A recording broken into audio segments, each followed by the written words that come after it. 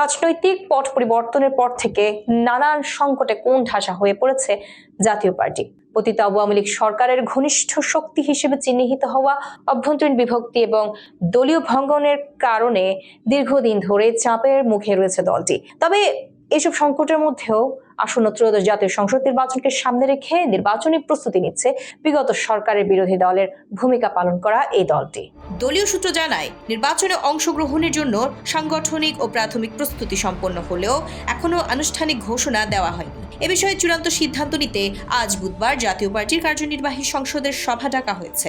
একই দিনে সম্ভাব্য প্রার্থীদের মধ্যে মনোনয়নপত্র বিতরণ শুরু করার পরিকল্পনা রয়েছে। তবে দলের ভেতরের নির্বাচন নিয়ে ভিন্ন মত রয়েছে। দেশের আইনশৃঙ্খলা পরিস্থিতির অবনতি, নির্বাচন কমিশনের নিরপেক্ষতা নিয়ে প্রশ্ন এবং সম্ভাব্য সহিংসতার আশঙ্কায় দলের একটি অংশ নির্বাচনের অংশগ্রহণে বিরোধিতা করেছে।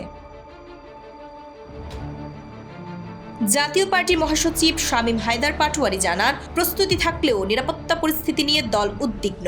নির্বাচন কমিশন যদি কার্যকর ভূমিকা পালন করতে ব্যর্থ হয় তাহলে প্রার্থী ও সমর্থকদের নিরাপত্তা নিশ্চিত করা কঠিন হবে বলে তিনি আশঙ্কা প্রকাশ করেন। দপ্তর সূত্রে জানা গেছে, বুধবার থেকে টানা 5 দিন মনোনয়নপত্র বিক্রি ও জমা নেওয়া হবে।